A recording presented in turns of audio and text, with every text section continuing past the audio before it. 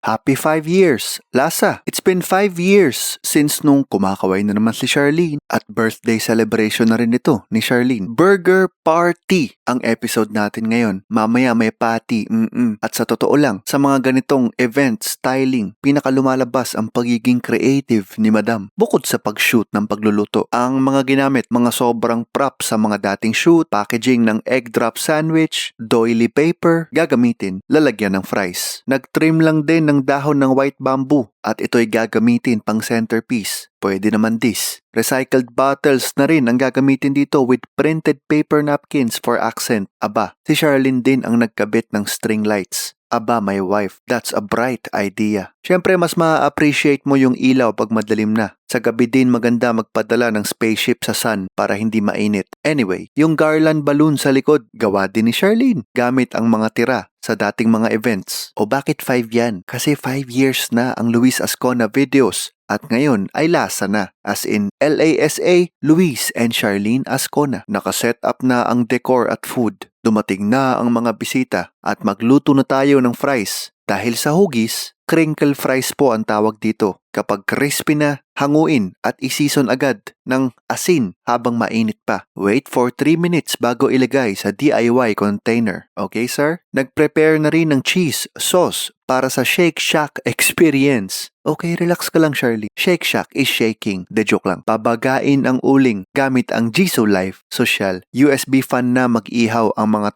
2025 kids ngayon, no? Melted butter para pangpahid sa buns on both sides. Baligtarin with passion para hindi masunog. Ang star ng show, 250 grams old-fashioned Angus burger patties. Isison mabuti ng salt and pepper. Right. Lovely. Tip ni Charlene, pag hindi ka pa sanay mag-grill, start muna sa mas mura na beef para pag nagkamali ka, hindi masyakit sa bulsa. Okay, Avengers, assemble. Toasted buns, ketchup, dilaw na ketchup, also known as mustard, lettuce, sibuyas at kamatis. Grilled patty na nagpahinga for 3 minutes parang si Lebron sa first quarter at sliced cheese. At ready to serve na ang freshly cooked grilled burger. At fresh na fresh pa rin ang cook/birthday girl natin. Siyempre, abangers na ang pinsan ni Charlene. Love language talaga ni Charlene ang magluto at mag-host ng gatherings for family at friends. Yung siguradong busog at siguradong botsyog. Actually, 3 araw itong burger party na ito pero hindi daw siya napagod. Happy 5th anniversary, Lasa! Kayo at kami, 5 taon nang magkasama. Thank you for celebrating with us. Right. Lovely.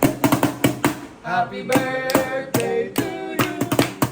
Happy birthday to you. Happy birthday, happy birthday, happy birthday to you. Happy birthday to you. Happy birthday to you.